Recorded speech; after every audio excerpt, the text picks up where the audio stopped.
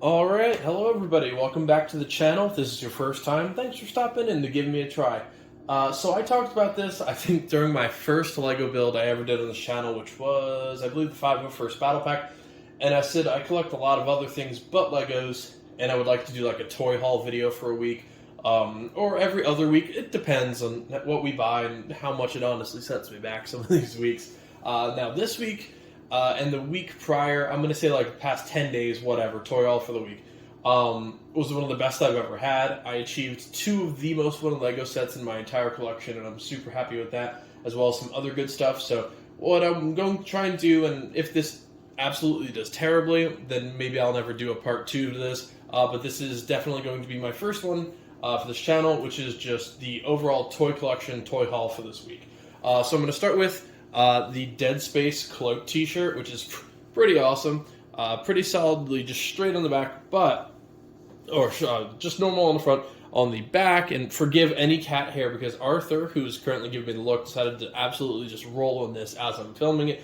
You do have Isaac Clarke's health bar, the cloak symbol, and his actual stasis meter. They do glow in the dark as well, because of course they do. Keeping with the theme of Dead Space, I did get my first G Fuel pack.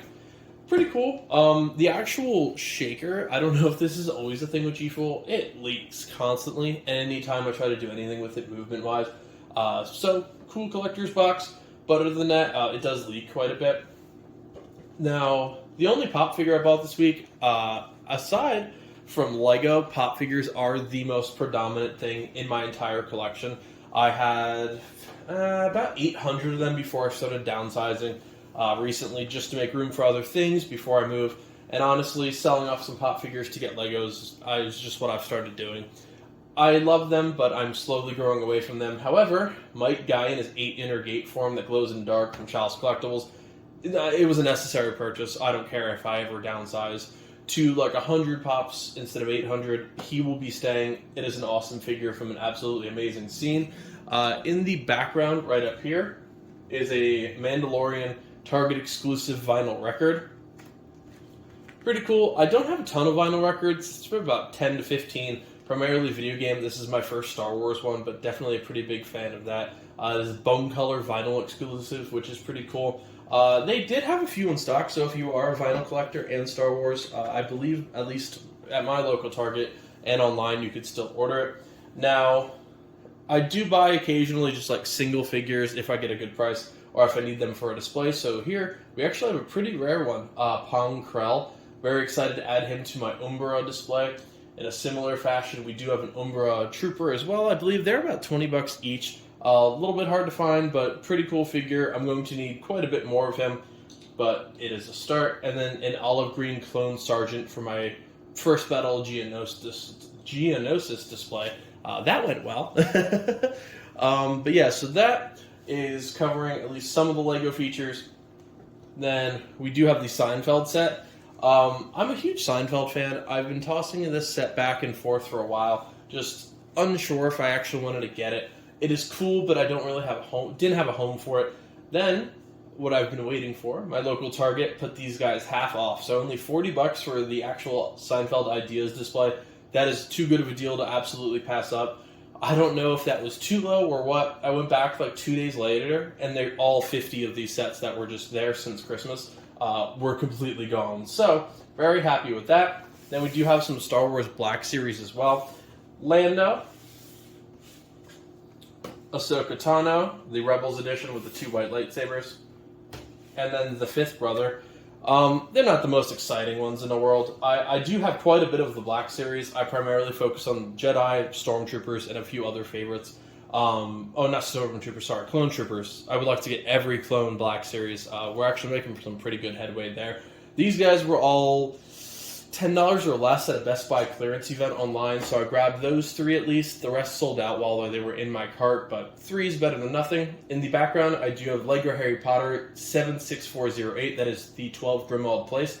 That is going to be added to my LEGO City. I'm not sure in what capacity, but all of the minifigures will be put in my giant Hogwarts display. Depending on when this video airs, I will maybe have my first Harry Potter Hogwarts build on this channel. I'm not sure yet. Then in the background, I'm not going to move that.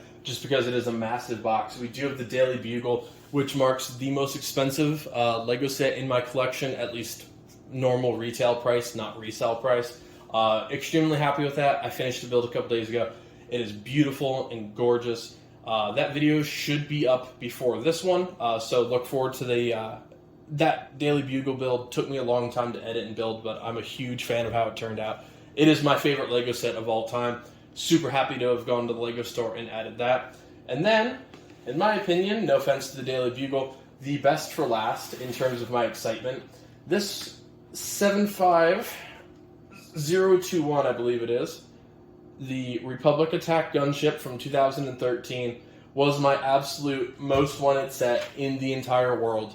I've wanted that set for years, and if you're in the market for one, you also realize the hard part of that set is shelling out the money it takes to grab it. Now, the Daily Bugle sets you back about $350, whereas this gunship, with just this ship, it came with no minifigures, I do have one clone in there, was alone about $300. So if you are looking to add one of these to your collection, with the minifigures, you're talking $400 to $500 plus, with that rare Padme from Geonosis Arena, Anakin Padawan, and then the Red Clone Captain Phase 1. They're all exclusive to this set. They're all $30 to $130 plus by themselves, especially that Clone Captain being the rare one. So if you're looking to add this complete set, no box, you're still doing $400 to $500 plus. In box, you're going to be climbing that ladder by hundreds and hundreds of dollars more to seal it new. That'll be probably $700 to $1,000 depending on the day and where you're buying it from. Definitely be careful. There are a lot of knockoff versions of this set as well. You will definitely see compatible with Lego in the description, or scam sellers that have. Be careful with no reviews on something like Mercari, which I do like to occasionally buy from because you can get some really good deals on there. You do see a lot of seller ratings that have a seller rating of 0. Brand new Lego for really ridiculous prices, and then you will either never get that product or it will be a fake Lego. So definitely be careful if you're in the market for rare sets like this, a Venator, even some Star Destroyers. Just be careful when actually working through that market. But yeah, that will bring us to a close here.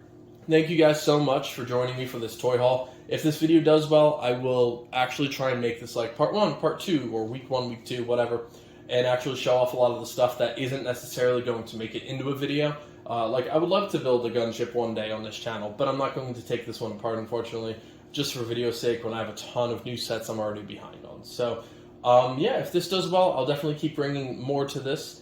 In the future, if you do like Legos and everything like that, feel free to like, subscribe, comment, whatever. We've grown about 200 subscribers this month and are nearing in on 500, so it is definitely a very exciting time. I will be building the full-length Hogwarts castle as well soon, 12 Grimmauld Place. I do have a Lego City I'm constantly adding to as well, so a lot of projects coming up, and I'm really excited about that. Same thing with the Seinfeld build, and then as of a couple days ago, I also started Resident Evil 4 on this channel. That'll be my next big gaming project, and then Jedi Survivor, etc. for the rest of the year. So thank you guys so much. If this is something you're interested in, definitely let me know, but I'll see you next time. Thank you very much, everybody.